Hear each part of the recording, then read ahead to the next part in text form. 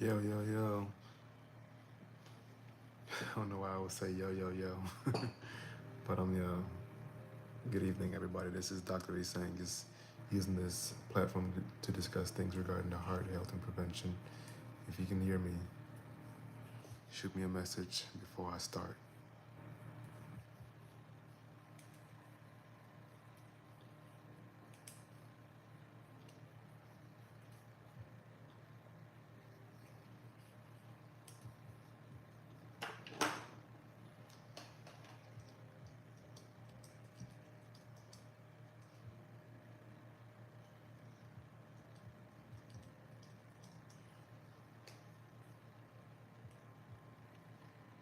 Oh.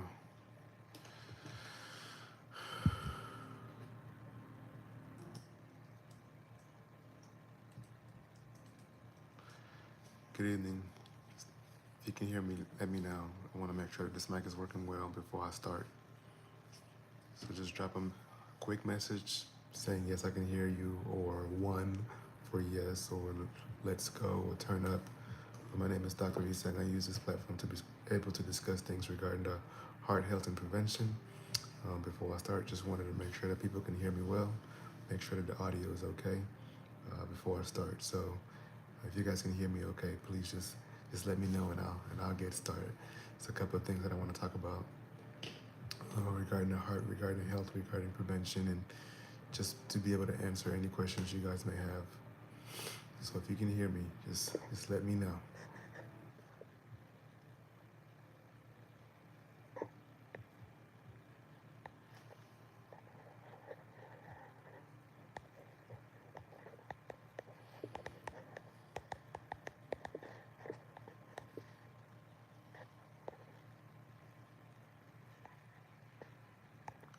Guess I'll put it as a poll if you can hear me. So just let me know if you can hear me, and I'll start.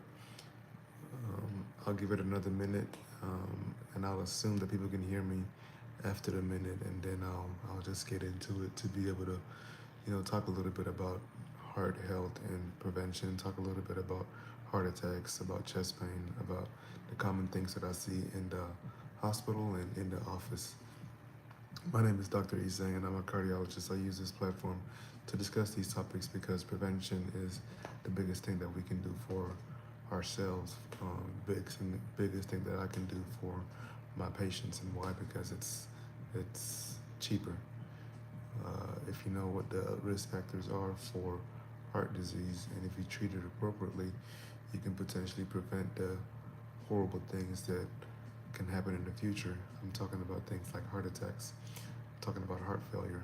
I'm talking about strokes. I'm talking about kidney disease, kidney failure, needing dialysis. I'm talking about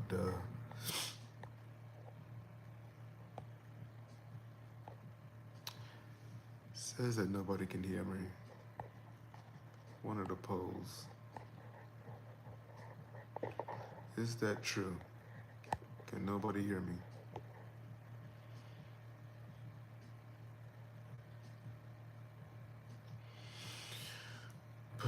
Man.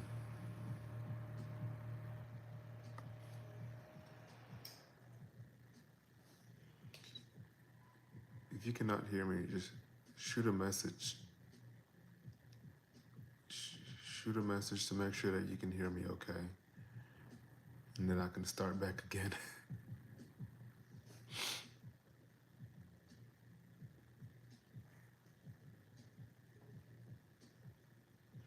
Hey TF, can you hear me okay? Somebody just responded and said that they couldn't hear me, so I'm just want to make sure that all of this, I want to make sure that all of these settings are okay, that people can hear me all right.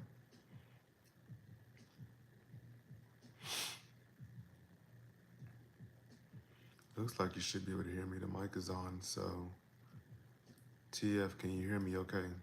Can anybody hear me? All right, perfect.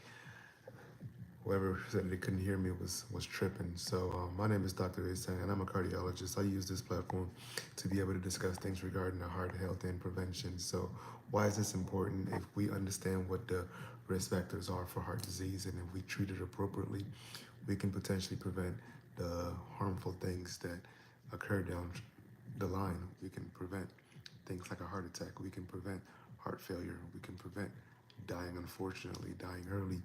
We can prevent stroke, kidney failure to the point where you need dialysis.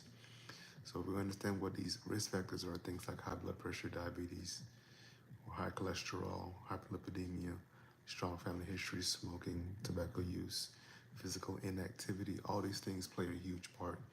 And if we treat that appropriately, we prevent heart disease from happening. We prevent those horrible things. We prevent a family member having to bury you. So I kind of use this to be able to answer questions that people may have.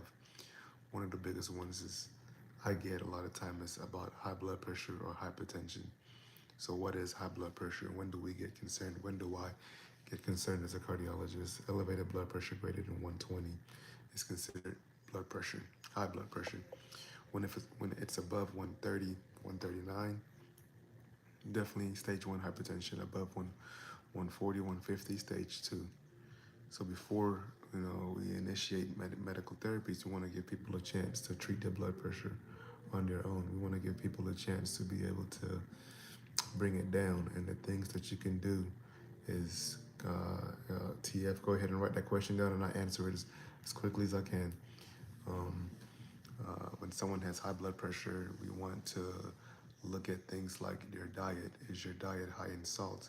If your diet is high in salt, controlling that salt, reducing that salt is one of the biggest things that you can do naturally without being put on medication. Are you physically active? Are you inactive? Changing your activity levels can significantly also improve your blood pressure. Are you eating a lot of processed foods? These processed foods, though they are delicious, they are packed in a lot of things that are unnatural to our bodies, things that our grandparents didn't eat, weren't exposed to, hence why they lived a longer and healthier life to some extent. So decreasing the amount of times you're eating fast foods or canned foods or processed foods can actually help a lot too. So, physical activity, making your own food, watching how much salt you're eating, watching how much stress you're exposed to, getting enough sleep, all these things play a huge factor. So if you pick one or two, if not pick all of them and start working on it, a lot of times you can see your blood pressure start to get a lot better over time.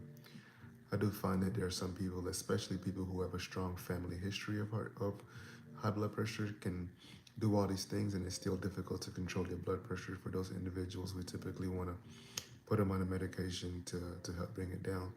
We still want to look at those lifestyle factors too. We still want to bring those down, but change that. But if the blood pressure still remains elevated, then we're looking at medications in addition to lifestyle changes. TF, you said you had a couple of questions. Go ahead and start asking them, and I'll do my best to answer it. And if anybody has any questions, do my best to answer it also too. Carnivore diet for 5 months, lost 25 kg so far lately. Feel like having major cramps in calf and weird sensation of feeling in my kidneys. I would, carnivore diet, people do well with it weight-wise. To lose weight, they feel better. Just have to be monitoring how much you eat of the red meats because it can cause things like gout.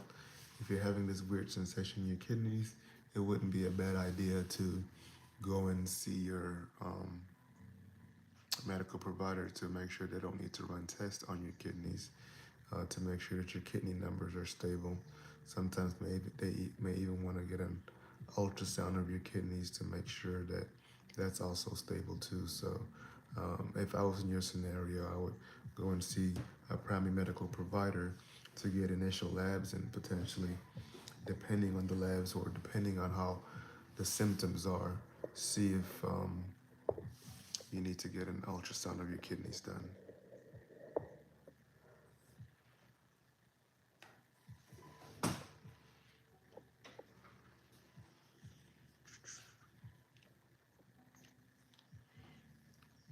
No problem. You're welcome. Go ahead and keep asking the questions. For the people that just joined in, I'm using this platform to be able to answer questions that people may have. So you have asked a good one about carnivore diet and some of the symptoms that they've been having. So if any changes, abnormal sensations that you're not used to, one of the things I always recommend is to go get seen and worked up appropriately to make sure that it's nothing that could be potentially treated appropriately if treated early. For those of people who just joined in, just answering questions regarding our heart health and prevention. Talked a little bit about blood pressure and ways that we can treat it naturally without medications. We're talking about things like watching what you're eating, the salt content, processed foods, getting enough exercise, trying to be as physically active as much as possible, and just staying up and well informed and on your blood pressure numbers, because even with all of these treatment strategies, if your blood pressure is still elevated, then you may need to. I appreciate that, TF. That means a lot.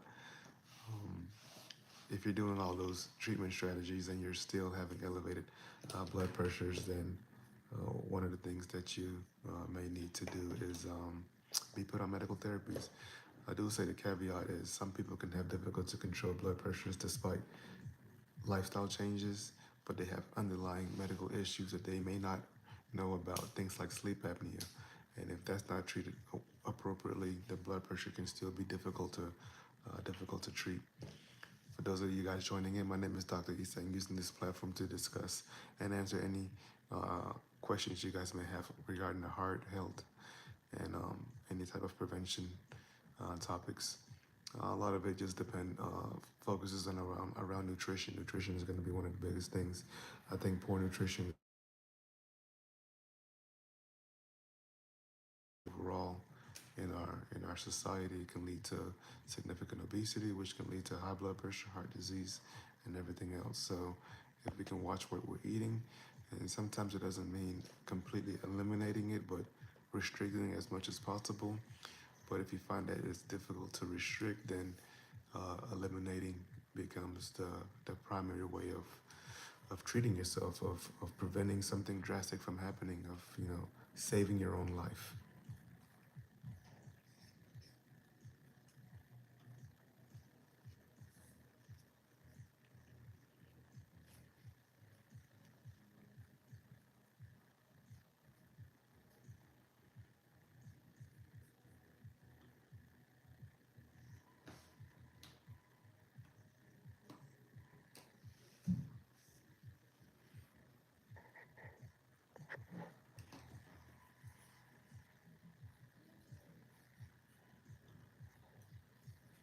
All right.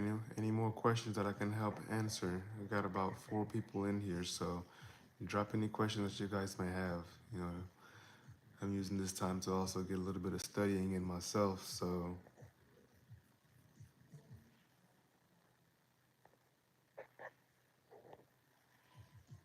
I'm just here to answer questions, guys. So drop any questions you guys may have. If not, then you're gonna watch me do some questions.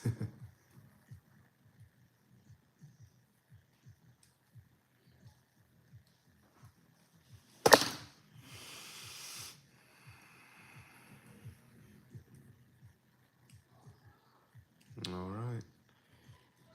I'll stay on here as long as I can, answering questions. I got a few more questions that even I've been doing practice questions.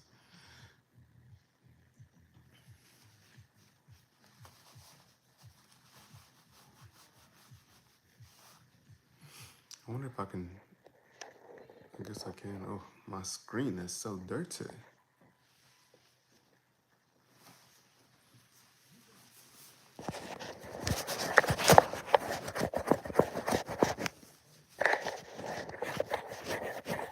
Just been trying to clean my screen.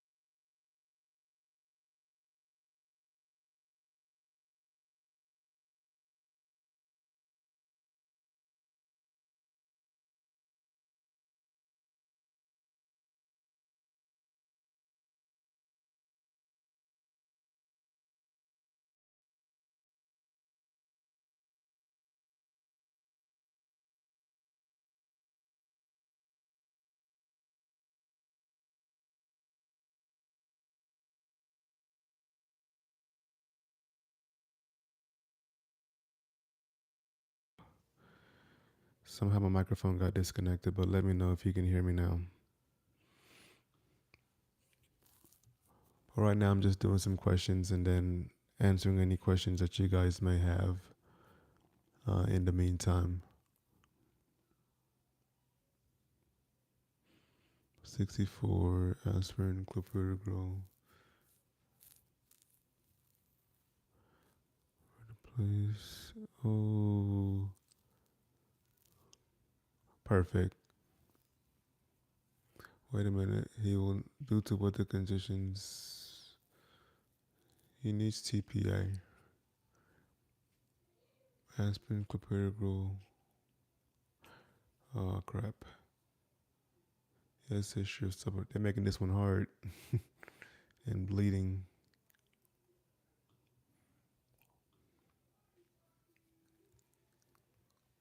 Boom. All right, Melanie, if you have any questions regarding heart health and prevention, you let me know and I'll be able to answer it. Right now, I'm just doing some questions until I don't want to. Doing some questions until people ask questions and I'll start answering it.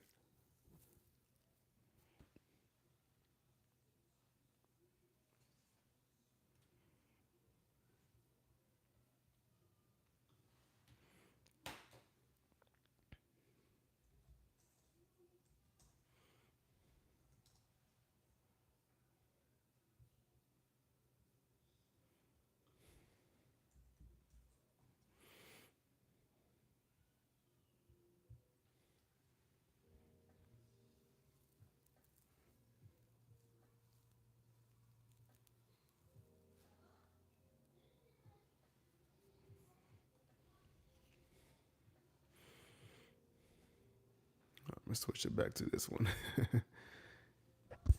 Yeah, I'm just once again using this.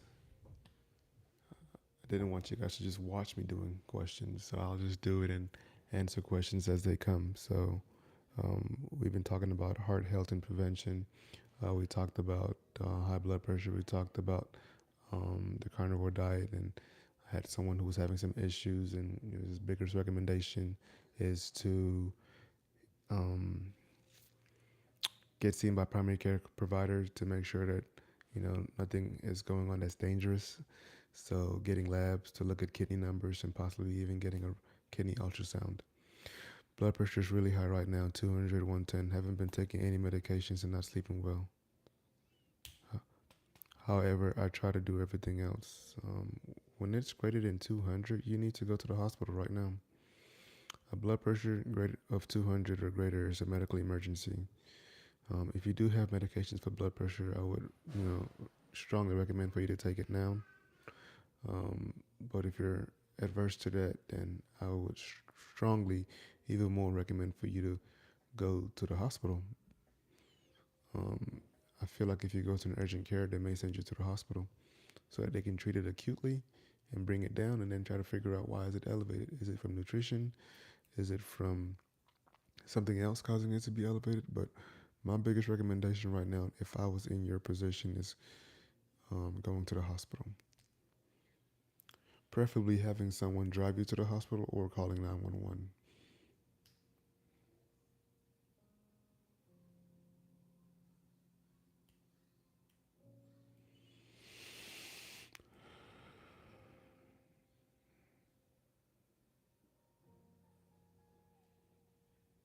No, you're welcome. You're welcome.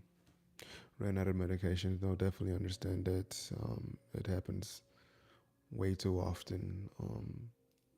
Whenever that happens, calling your primary medical provider, letting them know, or calling someone in the medical field, because there's hopefully someone that will be kind enough to at least refill it for a week or a few days until you get in with your medical provider.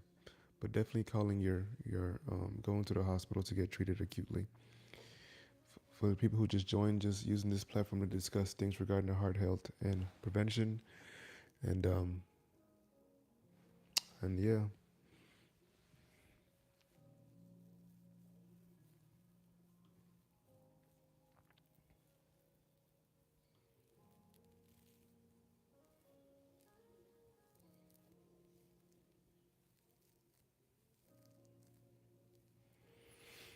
If anybody has any questions, let me know. Shoot it in the comments and I'll do my best to answer it.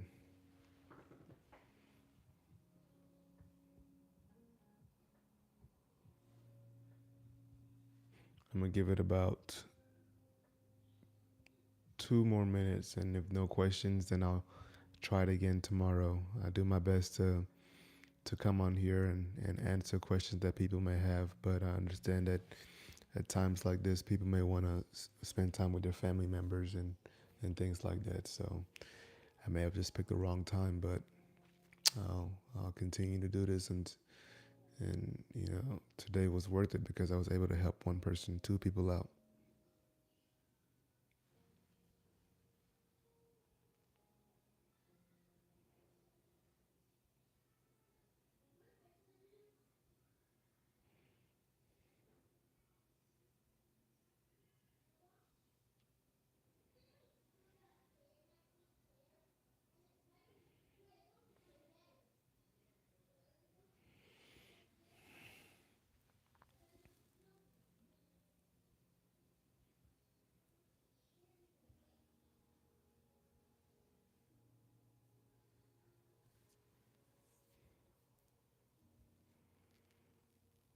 All right, I'm gonna give it 1 more minute. If anybody has any pressing questions, feel free to ask now.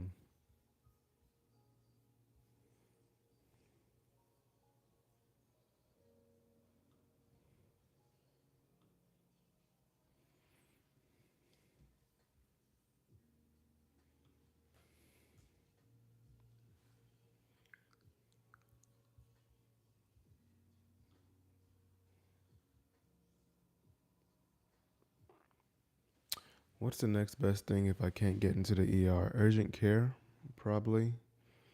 Um, or urgent care. Calling someone who has high blood pressure and seeing if possibly they're taking the same one that you were taking.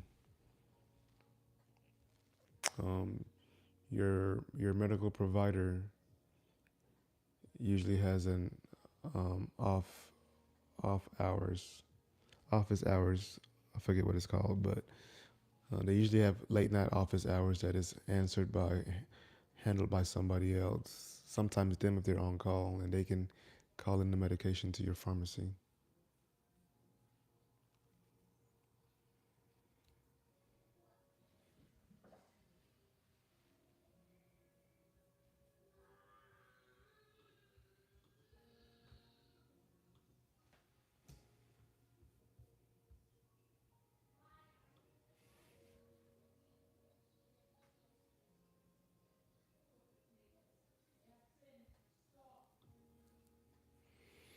All right, I did my best. I hope you guys have a good time, a good night.